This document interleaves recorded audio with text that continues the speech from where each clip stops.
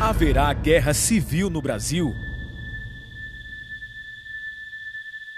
Brasileiros patriotas, divulguem esse vídeo com as palavras do general do Exército e ex-chefe do Estado-Maior do Ministério da Defesa, Rômulo Bini Pereira.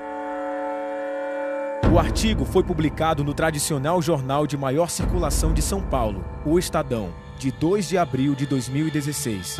Diz o general: notícias constantes veiculadas nas colunas políticas de mídia, com repercussões significativas nas redes sociais, asseguram que o atual governo aventou a hipótese de decretar as medidas constantes do título 5 da Constituição, da defesa do Estado e das instituições democráticas. Elas seriam decretadas em razão do agravamento das posições políticas e ideológicas que avultam atualmente no cenário nacional e poderiam redundar em confrontos físicos entre a corrente que está a favor do impeachment da presidente Dilma e a que está contra.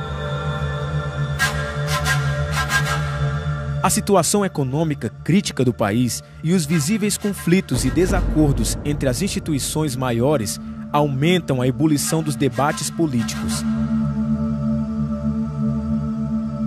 Renomados analistas já assinalam que vivemos uma crise de insensatez, uma afirmativa real e não fantasiosa que contamina os valores e as atitudes do cenário político nacional. Qualquer que seja o resultado do processo de impeachment da presidente, que ora corre no Congresso, o país atravessará um período de confrontos que as nossas instituições provavelmente não serão capazes de conduzir ou solucionar. Deverão socorrer-se dos artigos 136 e 137 do título 5, que estabelecem as normas para a decretação de medidas a adotar em face de iminente instabilidade institucional, o estado de defesa ou o estado de sítio. Caso se concretize o impeachment, indubitavelmente haverá reação por parte dos atuais governantes. A própria presidente, esquecendo-se de que é a maior autoridade de um país de dimensões continentais, com 200 milhões de habitantes, voltou a agir como verdadeira militante partidária, em comícios em pleno salão nobre do Palácio do Planalto. Diante de uma claque de juristas intelectuais de esquerda, membros do PT e escudeiros do PCdoB, bradou o já inócuo bordão: não vai ter golpe. Não deveria tê-lo feito, pois os juízes da mais alta corte do país, o Supremo Tribunal Federal, os acovardados, segundo Lula, legitimam a abertura desse processo. O processo de impeachment é previsto na Constituição e nas leis brasileiras. Não se trata de um golpe. Um processo de impeachment que é ilegítimo e ilegal. Não acredito que ela tenha falado que impeachment é golpe. Tentativa sistemática de golpe. Ela não só se insurge contra tais opiniões, mas também contra as decisões do Dr. Sérgio Moro, juiz de primeira instância.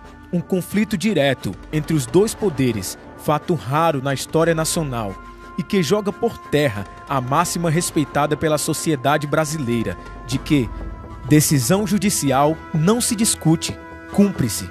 Essas posições radicais, autoritárias e antidemocráticas bem demonstram o que seria do país se essa ex-guerrilheira, ainda considerada heroína por setores das esquerdas radicais brasileiras, assumisse o poder nos idos de 1970.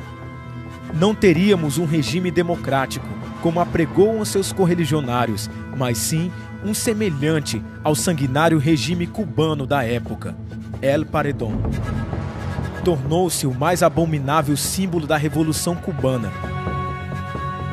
Fidel Castro, ícone maior das esquerdas latino-americanas, acabou de dar ao mundo um exemplo de fanatismo ideológico, publicando um artigo no jornal oficial do Partido Comunista Cubano, Granma, desaprovando a visita do presidente americano à paradisíaca ilha de Cuba. A aprovação dos cubanos à visita não foi levada em conta. Caso semelhante ocorre aqui, quando a presidente, movida pelo fanatismo ideológico, bem claro em suas últimas declarações e com a aprovação de seus seguidores, não querendo ver a enorme desaprovação que o povo brasileiro lhe confere, conduz a nação para o abismo. Nas gravações reveladas pela Operação Lava Jato, o ex-presidente Lula, líder e mentor da presidente, expressou-se de modo chulo nos diálogos, abusando de termos obscenos para ofender a outros poderes, demonstrando apego incomensurável ao poder e também não querendo ver o mar de lama em que se afogou o seu partido. Para reforçar o tema deste artigo, é preocupante o efeito de seus discursos a sindicalistas e membros de movimentos ditos sociais e organizações estudantis, porque o que diz aumenta a agressividade que lhes é peculiar. Guerra é um termo constante em suas falas, acirrando mais ainda o confronto ideológico criado pelo Foro de São Paulo, o nós contra eles. Uma conspiração das elites brasileiras contra o atual governo dos pobres.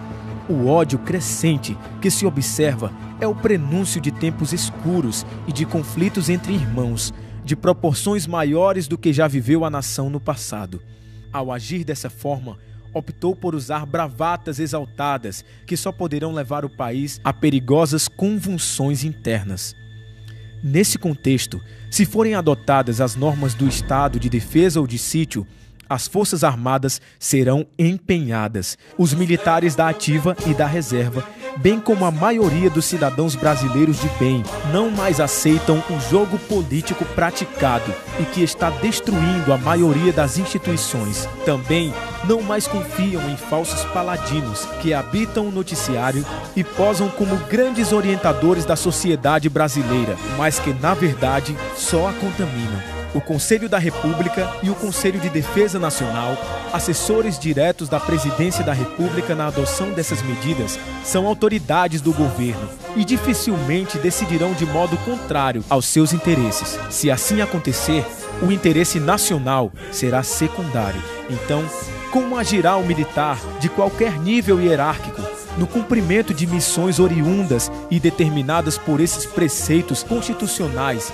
se as considerar ilegais e consubstanciadas a velados interesses de um jogo político? Como aceitaria cumprir um ato que julga ilegal dentro de uma missão legal? A nação brasileira encontra-se num patamar crítico de sua história e não se antevê uma solução que possa trazer uma paz civilizada e democrática ao seu povo. As Forças Armadas, a instituição de maior conceito na sociedade, não poderão ser denegridas em função dessas crises de insensatez. Seus comandantes deverão estar atentos, pois o soldado brasileiro, conforme reza o seu juramento, é o guardião da honra, da integridade e das instituições do Brasil.